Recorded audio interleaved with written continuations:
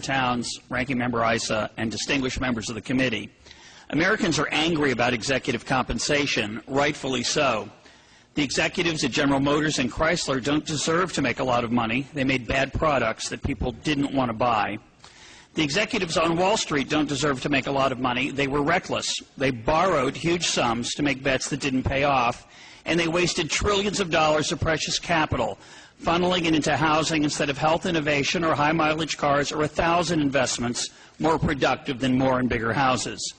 Everyday folks who are out of work through no fault of their own want to know why people who made bad decisions not only have a job, but a big salary to go with it. No wonder they're angry at Wall Street. If we keep getting angry at Wall Street, we'll miss the real source of the problem. It's right here in Washington. We are what we do, not what we wish to be, not what we say we are, but what we do.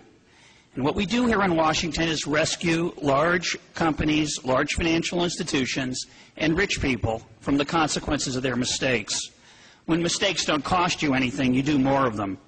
When your teenager drives drunk and wrecks the car, you keep giving him a do-over, repairing the car and handing him back the keys, and keep driving drunk. Washington keeps giving bad banks and Wall Street firms a do-over. Here are the keys, keep driving. The story always ends with a crash.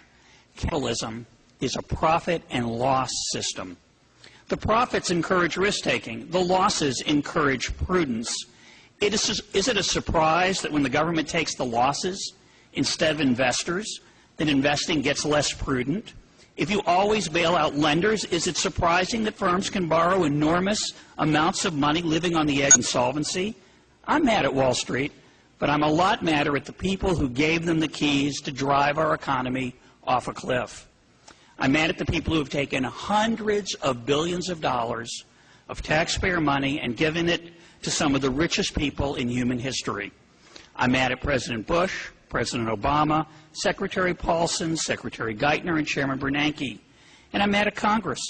You helped risk takers continue to expect that the rules that apply to the rest of us don't apply to people with the right connections. You've saved the system, but it is not a system worth saving. It's not capitalism. It is crony capitalism. Using a special master for compensation to get our money back is too little too late. Many people argue that because the government handed out the money, the government has a right to dictate how it's spent. But in a constitutional democracy like ours, it's not the government that has rights. We, the people, have rights. The Constitution exists to restrain government, not to empower it. Whether government has the right to limit pay is not the question. The question is whether it's a good idea for the government to have the power to set compensation, and despite our anger, the answer is no. Hayek, the Nobel laureate economist, said, "The curious task of economics is to demonstrate to men how little they really know about what they imagine they can design." The special master imagines he can design compensation packages that align incentives while retaining key talent, but it is impossible for any one person, no matter how wise, to anticipate the consequences of such decisions. Nor does he have any incentive to acquire that knowledge. He has no skin in the game. A single individual has been given enormous arbitrary power with insufficient accountability or transparency.